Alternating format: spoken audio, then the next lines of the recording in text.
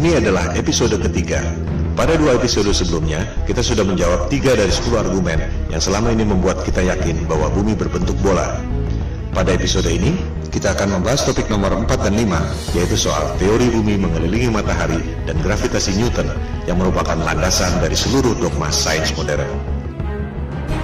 Kita mulai dengan topik keempat, tentang persepsi bahwa Galileo membuktikan teori heliosentrik atau bumi mengelilingi matahari. Manusia sudah ribuan tahun mengamati alam semesta. Apa yang mereka lihat adalah sama dengan apa yang kita lihat saat ini jika otak kita tidak dijejali dengan berbagai propaganda sebelumnya. Jangan sekali-sekali meremehkan para astronom kuno, karena merekalah kapal laut bisa menyeberangi benua tanpa kompas hanya dengan melihat formasi bintang. Zodiak yang Anda pakai sekarang merupakan hasil pengamatan mereka. Mereka mampu menghitung gerhana secara akurat. Jika Anda melihat situs resmi NASA, perhitungan astronom kuno masih digunakan sampai sekarang. Mereka mampu menghitung pergerakan bintang selama 25.000 tahun yang disebut sebagai The Great Platonic Year. NASA pun masih menggunakannya sampai sekarang. Jika kita melihat langit, kondisinya persis seperti di planetarium, bahwa kita dan bumi ini diam. Bintang-bintang berputar mengelilingi kita pada langit yang berbentuk kubah. Semua bintang berputar, kecuali satu yang posisinya tak pernah berubah, yakni bintang utara atau North Star. Para astronom kuno memandang bahwa bintang utara terletak pada titik puncak yang merupakan poros kubah. Itu sebabnya bintang utara posisinya tetap, dan bintang-bintang lain posisinya berputar. Kondisi bumi datar dengan langit berbentuk kubah merupakan kosmologi yang umum pada agama-agama besar di dunia.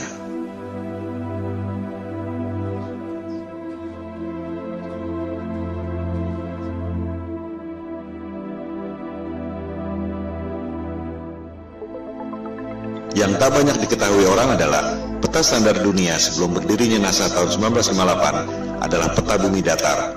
Silakan Anda buka situs Boston Public Library. Anda akan menemukan peta seperti ini. Judulnya, Peta Standar Dunia yang Baru. Ciri-ciri peta bumi datar ialah pusat lingkaran adalah kutub utara. Oleh sebab itulah jarum kompas selalu menunjuk arah utara, yaitu ke pusat lingkaran bumi. Posisinya persis di bawah bintang utara tempat semua bintang berputar, seperti yang telah dijelaskan tadi. Pulau-pulau dan benua-benua tersebar mengelilingi pusat lingkaran, yakni kutub utara. Sehingga, jika kita terbang dari barat ke timur, akan kembali ke tempat semula di barat, sesuai arah jarum kompas yang selalu menunjuk arah utara, yakni pusat lingkaran bumi. Bagian terluar adalah Antartika, tembok es yang mengelilingi bumi. Jika peta itu di zoom, tulisannya adalah lingkaran Antartika. Tak ada kutub selatan pada peta bumi datar. Antartika bukan benua, melainkan tembok es yang mengelilingi bumi. Boston Public Library itu masih menyimpan arsip peta-peta bumi datar yang merupakan peta standar dunia sebelum NASA didirikan tahun 1958. Antartika bukan benua. Jika di zoom, tulisannya Impassable Ice atau tembok es yang tak dapat dilewati. Kita akan membahas soal tembok es Antartika ini pada episode berikutnya. Juga akan dibahas bagaimana USGS, United States of Geological Survey, lembaga paling kredibel di bidang geologi dan ilmu bumi, membuat peta bumi bola berdasarkan peta bumi datar. Anda bisa cek sendiri di situs USGS. Pembuatan peta bumi datar menjadi bumi bola disebut azimuthal equidistant dengan menggunakan rumus matematika yang dibuat oleh Al-Biruni, cendekiawan Muslim 1000 tahun lalu. USGS menerangkan bahwa peta bumi datar merupakan dasar yang akurat untuk membuat peta atlas nasional Amerika Serikat untuk mengukur jarak penerbangan dan menentukan arah antena. Bahkan, disebut pula bahwa peta bumi datar merupakan dasar pembuatan logo PBB tahun 1945. Inilah realitas peta dunia sebelum dibentuknya NASA tahun 1958. Silakan Anda perhatikan logo PBB. Kutub utara adanya di tengah lingkaran. Benua-benua mengelilingi pusat lingkaran. Tak ada kutub selatan alias Antartika di logo PBB. Yang ada ialah tembok es yang mengelilingi bumi datar. Anda pun bisa cek sendiri video resmi yang diterbitkan oleh Gedung Putih Amerika Serikat. Terlihat di situ ruang rahasia Presiden Kennedy yang menjabat sampai tahun 1963 menggunakan peta bumi datar di ruang kerja rahasianya. Kita akan membahas hal ini pada episode 4 setelah episode 3 ini. Kembali pada kosmologi bumi datar. Teori bumi pusat alam semesta ini disebut geosentrik, menjadi bagian dari sains sejak dipaparkan oleh ilmuwan Yunani kuno Ptolemy. Ia menghitung dengan rumus matematika secara cermat tentang pergerakan benda-benda langit mengelilingi bumi. Perhitungan Ptolemei sangat akurat, sampai sekarang masih sering dibuatkan model komputernya. Hasil pergerakan planet-planet mengelilingi bumi menghasilkan pola yang disebut geometri suci atau sacred geometry, the golden ratio. Ketika itu, manusia menempatkan scientia atau pengetahuan di bawah sapientia, divine wisdom. Demikian halnya dengan penerus Ptolemei, yakni cendekiawan Muslim Ibnu Sina. Ia mengemukakan tesis tentang langit ketujuh dan seterusnya sebagai lapisan kubah celestial atau kubah bumi itu. Dari pola pergerakan benda-benda langit seperti itu, kita tentu berpikir bahwa pasti ada kecerdasan ilahiyah, Tuhan yang Maha Kuasa, yang membuat ini semua. Bahwa ruh dan kecerdasan kita berasal dari atas, yaitu kecerdasan transendental. Hal itu yang tak diinginkan oleh sains modern yang mempropagandakan bahwa alam semesta terjadi secara acak atau random. Kecelakaan kosmik dalam galaksi mati yang tak bertuhan, di mana kecerdasan Anda berasal dari bawah, yaitu evolusi dari submolekul. Teori bumi mengelilingi matahari juga sudah ada sejak 2500 tahun lalu. Teori ini dikemukakan oleh penyembah dewa matahari, Martianus Capella. Sains barat menganggap teori bumi mengelilingi matahari dikemukakan oleh Copernicus, dilanjutkan oleh Galileo. Padahal Copernicus dalam bukunya mengatakan bahwa ia sangat dipengaruhi oleh Martianus Capella, tokoh pagan alias musyrik penyembah dewa matahari yang hidup 2000 tahun sebelumnya. Kebanyakan orang berpikir bahwa Galileo membuktikan teori bumi mengelilingi matahari, seolah Galileo dihukum oleh otoritas agama karena mengatakan kebenaran, bahwa agama adalah korup, saintis adalah pahlawan. Padahal yang terjadi justru sebaliknya. Silakan Anda cek buku The Genesis of Science yang sudah dirangkum pada Wikipedia. Otoritas agama memberi kesempatan pada Galileo untuk membuktikan teorinya. Justru Galileo yang gagal membuktikannya. Pembuktian saintifik yang gagal dilakukan oleh Galileo ini disebut stellar parallax, yang masih dilakukan orang sampai sekarang. Sederhananya seperti ini. Jika Anda berdiri di posisi A, melihat pucuk pohon C, akan terlihat bahwa pucuk pohon C itu seolah berada di depan tebing X. Jika Anda berdiri di posisi B, melihat pucuk pohon yang sama, akan terlihat bahwa pucuk pohon C itu seolah berada di depan tebing Y. Padahal sebenarnya pohon dan tebingnya tidak berubah. Yang berubah adalah posisi dan sudut pandang Anda. Analogi sederhana itu diterapkan pada sudut pandang kita lewat teleskop, jika betul bumi berputar mengelilingi matahari dalam 12 bulan. Ketika bumi berada di posisi A, katakan pada bulan Januari, kita melalui teleskop akan melihat bintang C, posisinya ada di depan rasi bintang X. Setengah tahun kemudian, misalnya pada bulan Juli, kita melalui teleskop akan melihat bintang C, posisinya ada di depan rasi bintang Y. Sederhana bukan? Pengujian stellar parallax ini yang dilakukan oleh Galileo dengan menggunakan teleskop. Hasilnya gagal. Rasi bintang tidak berubah. Artinya, buminya diam, tidak berputar mengelilingi matahari. Hal ini yang tidak diajarkan di sekolah. Seolah-olah Galileo dihukum karena menyampaikan kebenaran. Padahal ia gagal membuktikan teorinya. Galileo marah dan menyerang Paus Urban VIII lewat buku Dialogue Concerning the Two Chief World Systems. Jadi, sebenarnya ia dihukum karena pemberontakan politik, bukan karena sains. Disinilah kebohongan sains modern dimulai. Teori bumi mengelilingi matahari diajarkan di sekolah-sekolah Eropa sejak abad ke-16, meski sebenarnya belum terbukti. Bahkan ketika itu belum ada teori gravitasi. Ini merupakan konsekuensi politik Eropa abad pencerahan yang ingin lepas dari otoritas agama. Percobaan stellar parallax ini terus dilakukan sampai berabad-abad kemudian. Terakhir dilakukan oleh NASA dan Harvard University. Silakan Anda cek, hasilnya ada di perpustakaan Harvard University. Seiring dengan kemajuan teleskop, dilaporkan bahwa terlihat posisi bintang memang berubah. Masalahnya, yang separuh bergerak ke kiri, yang separuh lagi bergerak ke kanan. Fenomena ini disebut negative parallax. Artinya apa? Artinya tak mungkin bumi mengelilingi matahari jika bintangnya bergerak berlawanan arah. Artinya, buminya diam, posisi bintang-bintangnya yang berubah. Separuh ke kiri, separuh ke kanan. Ini hanya mungkin terjadi jika kubah celestialnya, alias langitnya, ada berlapis, seperti yang dikemukakan oleh Ibnu Sina tadi. Kesimpulannya, persepsi bahwa Galileo membuktikan teori bumi mengelilingi matahari adalah salah besar. Pertama, Galileo gagal membuktikan teorinya, di mana rasi bintang atau stellar parallax tidak berubah. Kedua, sampai zaman modern pun, NASA dan Harvard University tak berhasil membuktikan stellar parallax. Yang ada justru negatif parallax, separuh rasi ke kiri, separuh rasi ke kanan. Dengan demikian, terbukti bahwa teori bumi mengelilingi matahari yang dikemukakan oleh Copernicus dan Galileo yang diajarkan di sekolah-sekolah seluruh dunia dan merupakan indoktrinasi ke otak kita semua adalah kebohongan sains modern.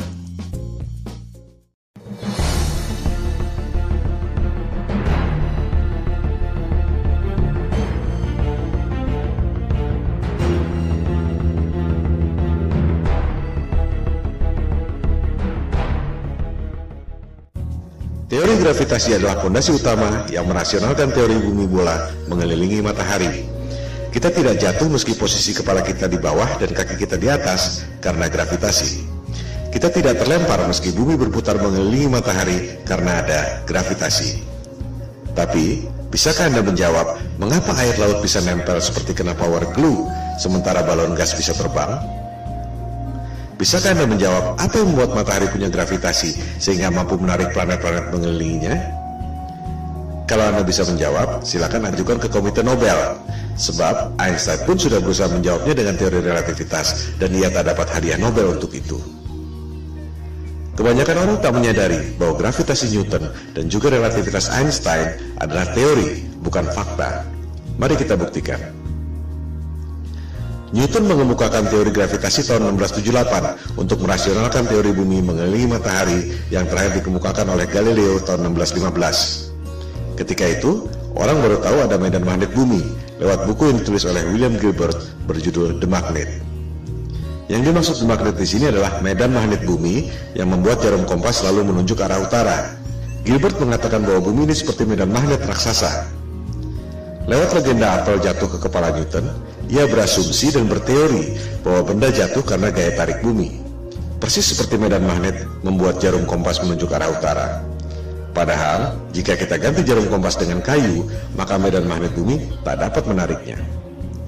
Dari situ, untuk mendukung teori bumi mengelilingi matahari, Newton berasumsi dan berteori bahwa planet-planet mengelilingi matahari karena gravitasi. Ia pun membuat rumus gravitasi yang terkenal itu. Rumusnya memang benar, menghitung massa dua buah benda, jarak, dan gayanya. Tapi itu tidak membuktikan bahwa bumi punya gaya tarik. Silakan Anda cek, Newton tak dapat membuktikan mengapa apel jatuh ke kepalanya secara vertikal, tapi bumi terkena gravitasi matahari, berputar keliling-keliling, tak ada habisnya. Sebuah fenomena bisa dijelaskan lewat penjelasan saintifik yang berbeda. Mari kita ambil beberapa contoh. 1. Fenomena elektron berputar mengelilingi inti atom. Apa penyebabnya? Newton akan menjawab gravitasi, persis seperti bumi mengelilingi matahari. Betul? Jelas salah. Niels Bohr, ilmuwan penemu kuantum leap dalam atom, mengatakan bahwa itu disebabkan oleh elektromagnetik, bukan gravitasi. Tak ada gravitasi pada atom. Rumus gravitasi Newton sama sekali tak bisa diterapkan untuk menghitung pergerakan atom. Di sini letak inti masalahnya. Ketika Newton hidup, ia tak tahu ada elektromagnetik. Oleh sebab itu ia berasumsi bahwa planet mengelilingi matahari karena gravitasi. Contoh kedua, fenomena matahari dan bulan berjalan pada porosnya. Apa penyebabnya? Newton akan menjawab gravitasi.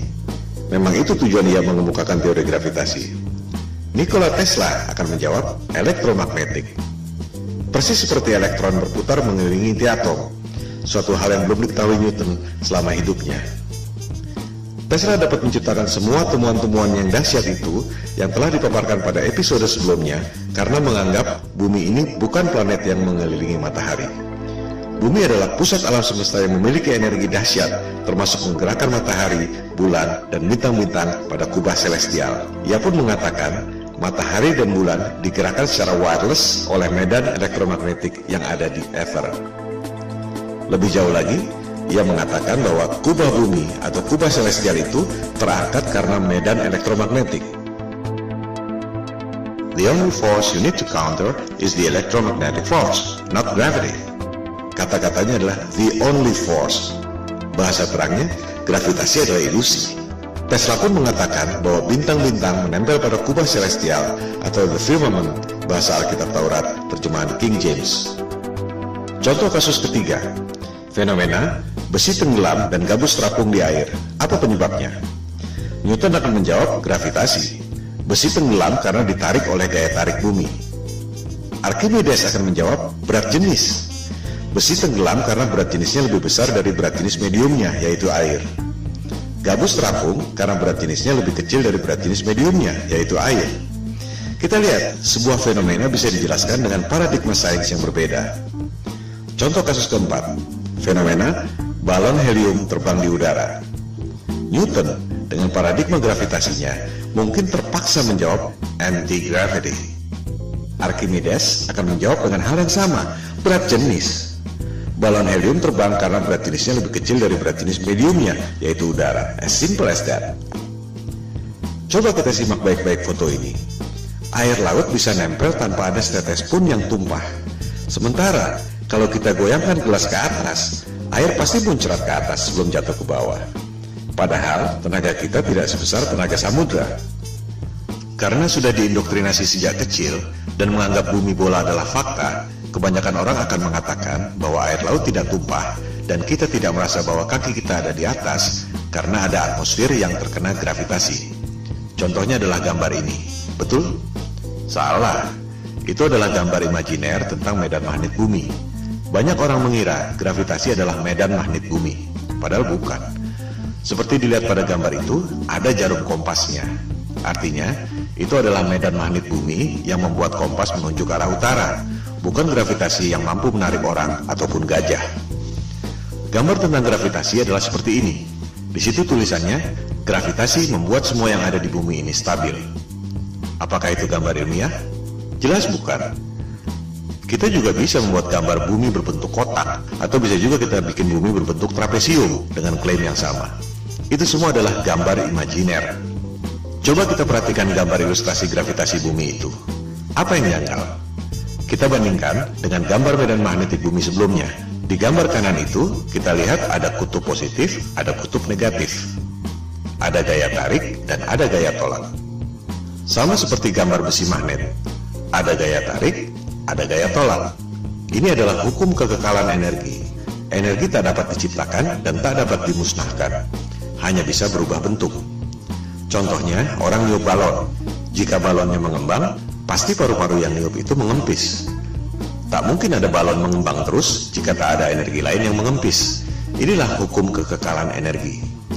Nah, itu teori gravitasi, ada gaya tarik bumi, tapi tak ada gaya tolak. Di mana logikanya? Ini bertentangan dengan hukum kekekalan energi. Sekali lagi, gambar-gambar pendidikan yang canggih-canggih itu adalah gambar imajiner. Tergantung asumsi orang yang membuatnya, bukan berarti bahwa itu fakta. Newton tak dapat menjelaskan mengapa bumi bisa punya gaya tarik. Yang bisa menjawab itu adalah Einstein tahun 1905. Dia bilang, gravitasi terjadi karena massa yang besar seperti bulan, bumi, matahari membuat ruang dan waktu melengkung. Wow, sungguh ide yang brilian yang tak terpikirkan dalam imajinasi saintis manapun di dunia. Itu yang membuat Einstein seorang jenius yang lain dari yang lain. Sebuah teori yang sangat indah. Pertanyaannya, apakah teori itu betul? Itu cuma teori yang ada dalam tulisan dan gambar, tak pernah ada di alam nyata. Contohnya ini, orang mencoba menjelaskan teori relativitas Einstein, bagaimana ruang dan waktu melengkung, menciptakan gravitasi yang membuat planet-planet mengelilingi matahari.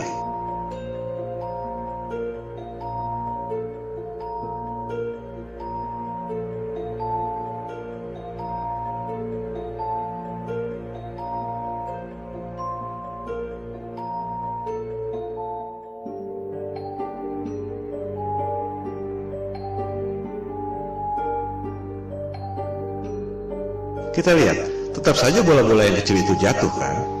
Tak mungkin ada benda berputar-putar terus selama ribuan tahun.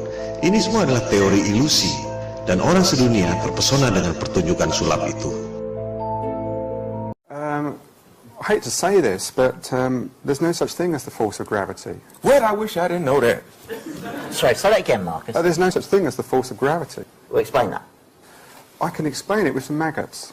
That's why it took Einstein to realise, it took a genius to realise that there is no force, but all that's happening is the Earth is moving in a straight line, but of course a straight line, or the shortest distance between 2 points, in a kind of curved thing like this, is a circle. It's a circle. Sort of like using psychedelic drugs, say. Gravitasi adalah ilusi, yang nyata adalah elektromagnetik dan berat jenis. Mari kita buktikan.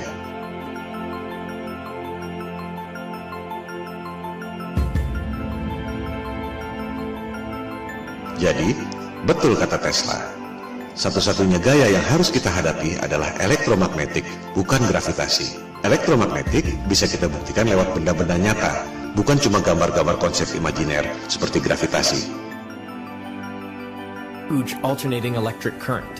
On top is a 1 kilogram aluminium plate. So we hear this noise. What's that noise? It's the vibration of the plate because it's vibrating at 2 times the frequency of this one.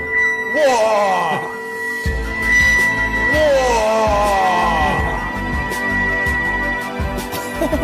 How does it do that? To find out, I've come to the place where it all started, the Royal Institution in London. Ini semua bermula dari abad pencerahan Eropa, di mana kelompok Freemason atau penyembah iblis yang kebanyakan adalah para intelektual, raja-raja, bangsawan, dan aristokrat ingin menggantikan peran agama dan ketuhanan untuk menguasai umat manusia di dunia. Mereka tidak melakukannya dengan tentara seperti Genghis Khan atau Alexander yang Agung. Kaum Freemason melakukannya lewat intelektual, propaganda, dan mind control. Bermula dari teori bumi mengelilingi matahari. Supaya kelihatan masuk akal, dibuatlah teori gravitasi. Padahal benda jatuh ke bumi karena berat jenis, dan benda bisa berputar-putar dalam orbit karena elektromagnetik. Untuk membuktikan bahwa gravitasi itu nyata, Einstein membuat teori relativitas. Ruang dan waktu melengkung dan membuat gravitasi. Padahal, kalau konsep itu dibuktikan lewat benda, terbukti bahwa benda-benda yang kecil-kecil itu pasti jatuh juga ke benda yang besar. Supaya kelihatan rasional, dibuatlah asumsi baru. Ada kekuatan maha dahsyat yang membuat benda itu berputar-putar, yaitu Big Bang. Apakah Big Bang itu fakta? Jelas bukan. Itu adalah teori. Bahkan di kalangan mereka sendiri pun, Einstein misalnya, tak percaya dengan Big Bang. Ia berpikir bahwa alam semesta ini steady state, tak ada awal, tak ada akhir. Big Bang dan gravitasi adalah Tuhan palsu sains modern. Semua pertanyaan yang tak terjawab dilemparkan pada dua hal itu. Media-media dan dunia pendidikan mempropagandakan teori Big Bang seolah fakta, lengkap dengan gambar-gambar canggih yang sebenarnya cuma imajiner.